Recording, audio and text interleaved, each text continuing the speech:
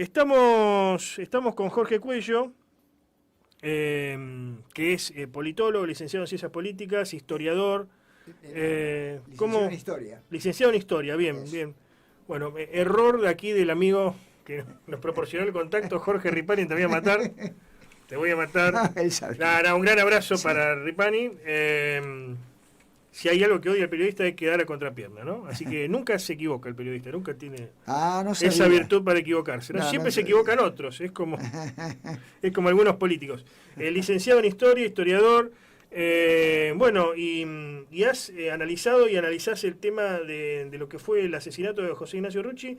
Decíamos, una figura que sigue dando que hablar o que no hablar, porque en estos días no vimos ningún dirigente del peronismo reivindicarlo. Y es más, lo reivindicó gente de Juntos por el Cambio, porque hoy su hija, Claudia Rucci, es senadora bonaerense de Juntos, allá se llama Juntos, Juntos por el Cambio, de Buenos Aires, y ella sí lo reivindicó, y otros de Cambiemos también, o que incluso están con Milei. Pero peronistas no. ¿Por qué pasa esto, Jorge? Y porque me parece que el peronismo, por lo menos el peronismo de Perón, ¿cierto? Está muy poco representado en lo que es el Partido Peronista. Usted puede ver el Partido Peronista de acá de Santa Fe nomás, no existe más. No existe más. Hace desde la época de Cariñano, que lo cerró, y después Reutemann le puso un candado, le puso un candado literalmente, así grande. Yo lo vi, porque yo fui al partido en Santa Fe y tenía un candado así grande. Él no venía del PDP, venía de otro espacio. Nunca fue peronista, jamás en la vida, ni siquiera soñó haber sido peronista. El peronismo está invadido, está copado por fuerzas, por grupos que no son peronistas, no lo sienten, no lo conocen y no asumen la responsabilidad que asuma el peronismo. Porque la política en el fondo es una responsabilidad, no es una ideología ni... Lo que menos es una ideología, la política. Ahora, uno puede entender, lo decía en la introducción, uno puede entender que al ser asesinado por montoneros, eso quizás genera alguna división para un dirigente que se propone como prenda de unidad o de consenso, pero Rucci también tiene mucho de consenso. ¿Por qué? Porque Perón lo había puesto como uno de los garantes por la parte obrera del pacto social, el otro por la parte empresarial era José Bergelbar, y eran quienes sostenían el pacto social, que era de unidad nacional. Exacto. No era de odio, al contrario, decía que hay que fortalecer los partidos políticos, pero... Por favor, claro. Pero no se reivindica esa parte de Rucci. No se reivindica ni se va a reivindicar, porque todas las políticas que se llevan adelante es para disolver la nación, no es para unirla. Toda la ideología, inclusive, que se practica a los efectos de disolver la nación. O sea, es una gran corriente mundial que asume el nombre de progresismo, cuyo presidente es el señor presidente de los Estados Unidos, señor Joe Biden, es el presidente de la Internacional Progresista. Claro, socialdemócrata. Todos esos progresistas que hablan del imperialismo, hablan de los obreros y que toman banderas sociales que alguna vez fueron del peronismo, tienen como jefe al presidente de los Estados Unidos. Entonces, yo creo que hasta lo ignoran, ¿cierto? Porque han sido bastante prudentes. Ellos saben que no pueden decirlo. Pero salió en los diarios, lo que yo digo está en los diarios. Hablando en términos marxistas... Pero no es solamente el progresismo el que avanzó sobre el peronismo, ¿cierto? Son todas las otras corrientes políticas, en general extranjeras. Bueno, los 90 el liberalismo, que ahora se dice que podría volver también. Pero, a ver, Rucci, hablando en términos marxistas, digamos, ¿no? no sufre o no es negado por cierto odio de clase. Porque, a ver, Rucci no tenía demasiada instrucción, venía muy de abajo, era un obrero. Exacto. No tenía nada que ver con el Nacional de Buenos Aires, que era donde habían estudiado buena parte de los dirigentes de la juventud o la tendencia, que era la izquierda. No era un intelectual, era alguien que leía de forma autodidacta como muchos, pero era un trabajador, antes que nada un metalúrgico. Exacto. O sea, ¿no hay algo de odio de clase hacia el trabajador y trabajador peronista en ese caso? Es muy probable, sí. Desprecio de clase también. Desprecio de clase. Había un gran desprecio de clase en la cúpula montonera. Ahora, Montonero no lo mata por eso, porque por la lucha de clase prácticamente no hay ejemplos en el mundo. Eso es toda una intelequia de Marx que jamás la pudo demostrar. La intentó demostrar Engels en la subversión de los campesinos de Alemania, ¿cierto? Pero no tenían nada que ver con la... Sí, sí, luchas de poder internas y Bueno, muy virulentas. Eso es otra cosa. Luchas de poder interno, sí. Digamos, lo que existe en realidad son luchas de poder interno. Lucha de poder. Eso existe. Como actualmente esa corriente que es una corriente que disuelve las naciones, que digamos la hoja de ruta comienza cuando los norteamericanos invaden Alemania en el 45, que toman la Universidad de Frankfurt, y ahí toman todos los profesores de Frankfurt, se los llevan a Estados Unidos, y ahí comienza, digamos, lo que es la socialdemocracia o el progresismo como ideología, pasa a ser una hoja de ruta, no es más una ideología, es una teoría de la acción. Es una teoría de la acción el progresismo. Es mentira que es una ideología. Es una teoría de la acción. Y si el presidente de esa teoría de la acción es el señor Joe Biden, bueno, ustedes se imaginan hacia dónde va a ir ese dirigida a esa acción, ¿cierto? La famosa Agenda 2030, ¿no? Y el nuevo orden mundial. ¿Qué es o qué debería recordarse de Rucci para las nuevas generaciones, para los que no lo conocen? Que a lo mejor conocen que hay un barrio Rucci, como decíamos acá en la zona norte. Es verdad, es verdad. Mire, a mí lo que me parece es que falta, en esta etapa posiblemente comencemos, ¿no es cierto? Salgan otros compañeros. Es una interpretación del significado. Digamos, no, hasta ahora hay análisis de, bueno, quién lo mató, si eran malos, eran buenos, si estaban relacionados con la CIA, si no estaban. O sea, se analiza el hecho en sus detalles. El hecho, el acontecimiento, ¿cierto? El fenómeno en sus detalles. Pero no se analiza el significado que ha tenido en el devenir del tiempo, en el devenir de la historia de la Argentina. A mí me parece que ahí está la clave de por qué lo matan. Porque lo matan 2 días después que Perón es elegido, ¿cierto? Y por más del 60% de los votos. Con el 60, casi 62, 21,8 por ahí. Entonces, ese significado es el que falta, porque es el que lo dimensiona como un gigante. ¿Es cierto? Yo lo que creo es que la Argentina futura estaba en manos del hombre que Perón iba a designar sucesor. Porque Perón sabía que se moría. Sí, claro. Sí. ¿Cierto? Lo sabía perfectamente. Inclusive hay algunas anécdotas que cuenta, que hay que ver si es verdad también, pero bueno, lo cuenta Benito Jambí, por ejemplo, que cuenta que Perón sabía que se iba a morir y que le preocupaba que iba a quedar Isabel. La famosa sucesión. Claro, era la sucesión de él, ¿cierto? Era la sucesión. Bueno, por eso se entrevista con Balbín, buscando hacer una unidad que no funciona por los peronistas, pero tampoco por los radicales, también por los radicales. Por ninguno de los dos, claro, exactamente. Por egoísmos personales. Y la querían para ellos. Por un lado, los porteños son así. Los porteños la quieren todo para ellos. Y segundo, que el movimiento estaba partido en 20.000 pedazos y en una guerra interna de 18 años de clandestinidad. Son muchos, ¿no es cierto? Lo destrozó al peronismo eso. Y el radicalismo también estaba dividido, ¿no hay que decir? Sí, pero el radicalismo estaba mucho más armado porque nunca estuvo en la clandestinidad, siempre fue legal.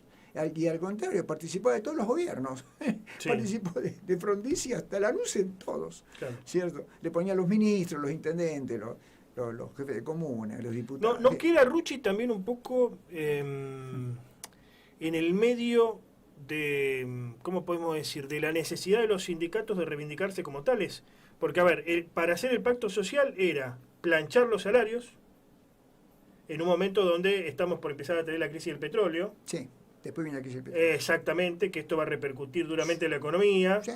Después va a venir el Rodrigazo más adelante. O sea, una situación compleja donde cae el welfare state, dirían los analistas, o el estado de bienestar. Eso significa planchar los salarios, o sea, que no hubiera aumentos, pero también el compromiso por parte de las patronales y de los empresarios de no aumentar precios. Exacto, sí. Cosa que no va a funcionar ni al mismo Perón, porque después se va a empezar a generar un mercado negro, que es para otro análisis, pero queda un poco en el blanco de los dardos de varios lugares, porque, a ver, los sindicatos no podían hacer paro y no podían ir a las reivindicaciones porque Rucci era parte del pacto, pero por otra parte tenían las bases que venían presionando más de izquierda o incluso... Mire, las bases no presionaban tanto, porque primero que no se vivía mal en esa época. O sea, los gobiernos militares, desde Aramburu hasta Lanuse, digamos, perjudican mucho al país, algunos, otros no tanto, pero lo perjudican. Pero, ¿qué pasa? Ellos agarran un país muy, muy bien armado, una industria muy, muy grande y muy armada, y no alcanzan a destruirlo todo al punto tal de como está ahora, por ejemplo. Ellos digamos, gobiernan mal, gobiernan para los intereses foráneos, todo lo que usted quiera. Pero el país seguía existiendo y se seguía viviendo acá. Acá prácticamente no había desocupación. No había... Sí, hasta mediados de los 80 prácticamente, y pasando el gobierno militar, sí, había pleno empleo, ¿no? Sí, acá había, digamos, acá funcionaba. No, y había más que nada una gran esperanza con Perón. A Perón no le iban a hacer problemas. Acá el problema a Perón se lo hacen los núcleos oligárquicos que se lo hacen a todos los gobiernos. Porque Argentina es un país, digamos, bueno, en eso es muy similar a Rusia, por ejemplo. Es un país muy grande, es el 8º país del mundo, tiene casi 3 millones de kilómetros cuadrados, y en aquella época tenía 20 y pico, 28 millones de habitantes. O sea, es un país desierto, con una gran capital federal, donde había una oligarquía muy dueña del poder, y que es la gran deformación geopolítica de la Argentina. Pero ¿qué pasa? Ellos controlan los principales monopolios y oligopolios del país. O sea, el mercado interno está controlado por ellos, por los Bungibor, ¿cierto? Por los lácteos, ¿cómo se llama? La Serenísima, en fin. De manera que cuando ellos aprietan, son ellos. Son ese grupo que está el mismo que aprieta ahora, el que se queda con toda la plata ahora. Son ellos. Implementar el liberalismo acá es una locura, pero no porque el liberalismo sea una locura, no te puede andar. Porque Argentina no está en condiciones estructurales de soportar o de practicar el liberalismo. El liberalismo, como todas las cosas, sirve para una cosa y para otra no. Como la descomposición del átomo sirve para curar el cáncer y sirve para hacer desaparecer Hiroshima. ¿Cierto? Se lo preguntaba ayer a... Después le quiero el significado de Rucci, quiero significado de Rucci. Dejarlo, por lo menos la idea que yo tengo, ¿cierto? Y que yo creo que el significado de Rucci es este. Perón se moría, Perón sabía, llegaba el fin de una etapa. Pero esa etapa era la reinstauración de una revolución. Y esta vez la revolución, Perón le puso nombre, Argentina Potencia. Se llamaba así la revolución justicialista en la época en los últimos años de Perón. Argentina Potencia. Pero él sabía que no la iba a realizar. Fíjense lo que son los recovecos de la historia. El creador de todo eso no iba a poder realizar su sueño. ¿Quién iba a quedar? Y bueno, ahí está el quid de la cuestión. ¿Quién va a quedar? Todo indicaba que quedaba Rucci. Quedaba Rucci.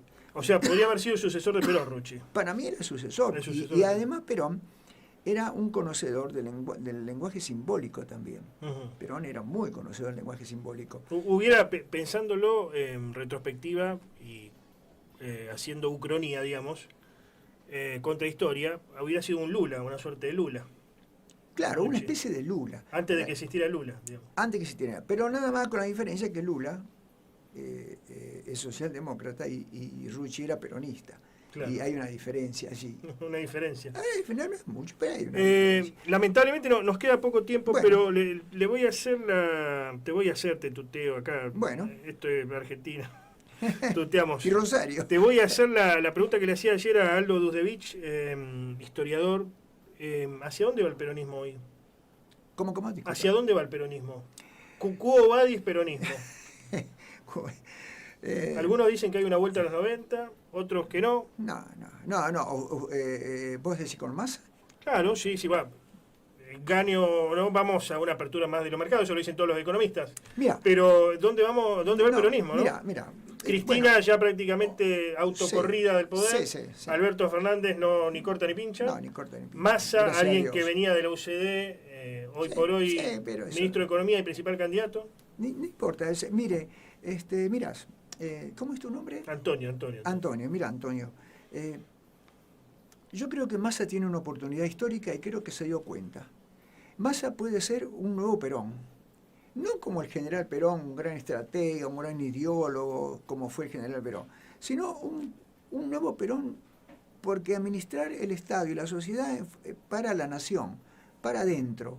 O sea, hacer de Argentina un poder político, militar, económico y de bienestar social.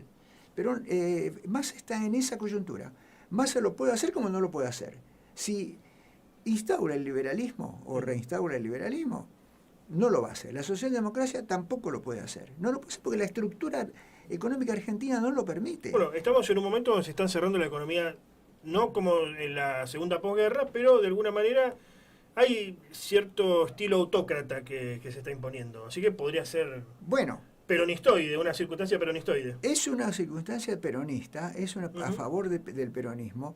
Eso que vos decís es justamente por la crisis del liberalismo. Claro, o el globalismo. Se o la está globalización.